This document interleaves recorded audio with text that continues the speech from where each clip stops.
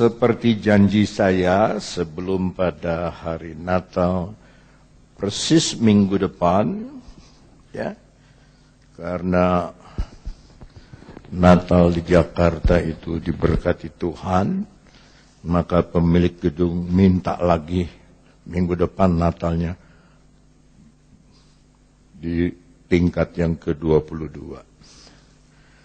Ya, sebab tingkat 23 itu udah sorga, jadi udah dekat sekali. Ya. Lukas pasal 1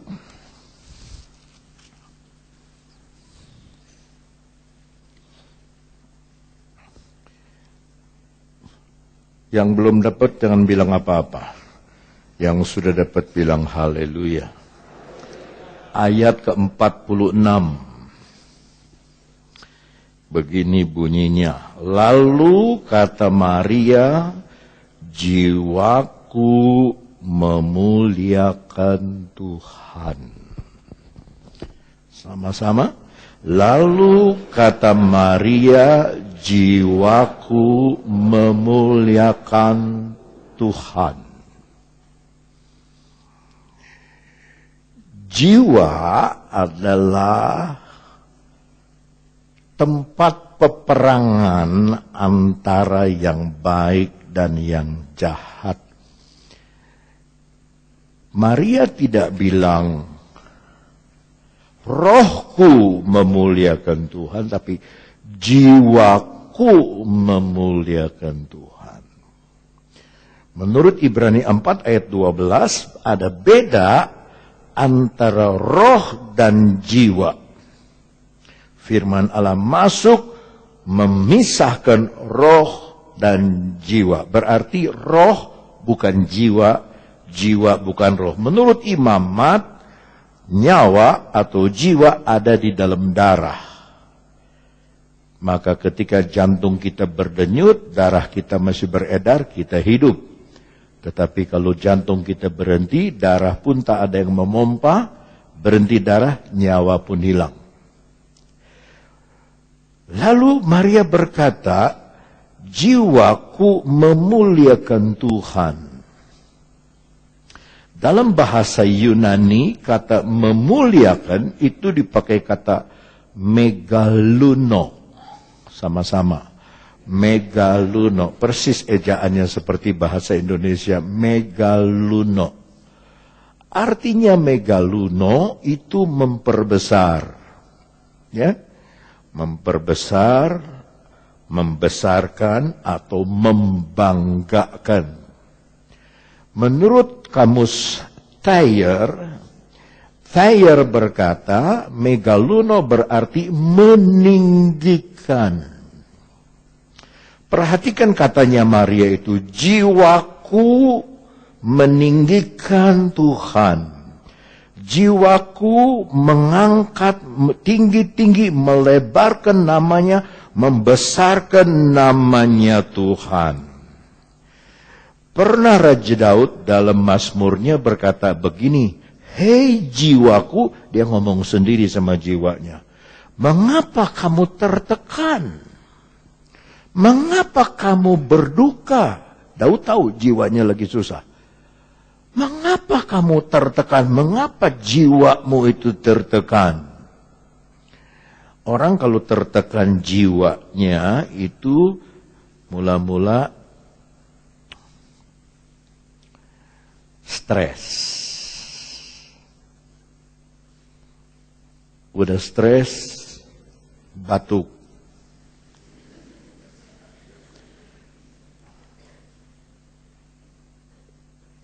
Frustrasi. Kalau sudah habis frustrasi, datang depresi. Kalau sudah depresi, saudara, pengobatannya pun lama. Nggak bisa langsung datang ke dokter, langsung baik, nggak bisa. Ya, maka jiwa ini, saudara harus jaga. Jangan sampai jiwa ini susah, jangan sampai jiwa ini khawatir, jangan sampai bimbang. Mending kita ngomong sama Maria. Ya, benar itu Maria. jiwaku memuliakan, meninggikan Tuhan. Ada haleluya. Ingat kata-kata Yesus, marilah datang kepadaku, hei kamu yang bertanggungan berat, aku akan memberikan. Pikulah kuk aku, karena kuk aku ringan adanya, maka engkau akan mendapat ketenangan dalam, maka jiwamu akan mendapat ketenangan. Jadi Tuhan lagi ngurus jiwa kita. Senang, susah, bersukacita, berdukacita itu di jiwa semua. Ya. Nah, kenapa Maria sampai membanggakan Tuhan demikian rupa? Nggak ada kata lain. Dia jarang pakai itu kata. Dia bilang megaluno. Jiwaku memuliakan, meninggikan, melebarkan Tuhan. Malam ini saya ingin bicara 4 alasan. Sebetulnya ada 7 tapi 4 saja. Maria memuliakan Tuhan sebab dia membesarkan Tuhan. Sebab Tuhan itu besar. Yang pertama ini rencananya. Apa yang pertama? Besar rencananya. Bayangkan Yusuf Maria sudah merencanakan menikah. Ya, 1 tahun sebelum bernikah di dalam agama Yahudi itu harus tunangan, engagement. Ya, persiapan untuk mungkin Maria sudah mengumpulkan uang, Yusuf mengumpulkan uang untuk nanti biaya nikah, biaya pesta sudah siap. Tiba-tiba datanglah Gabriel sama Maria. Hei, katanya Maria, ayat 30 kata malaikat itu kepadanya, jangan takut hei Maria, sebab engkau beroleh apa? Kasih karunia di hadapan Allah.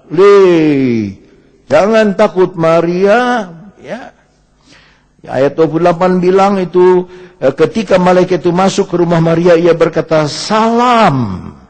Hei engkau yang dikaruniai Tuhan menyertai engkau. Bahasa Inggris nggak ada kata salam. Maksudnya bersukacita. Haleluya. Hei Maria, bersukacita. Kamu dapat kasih karunia dari Tuhan.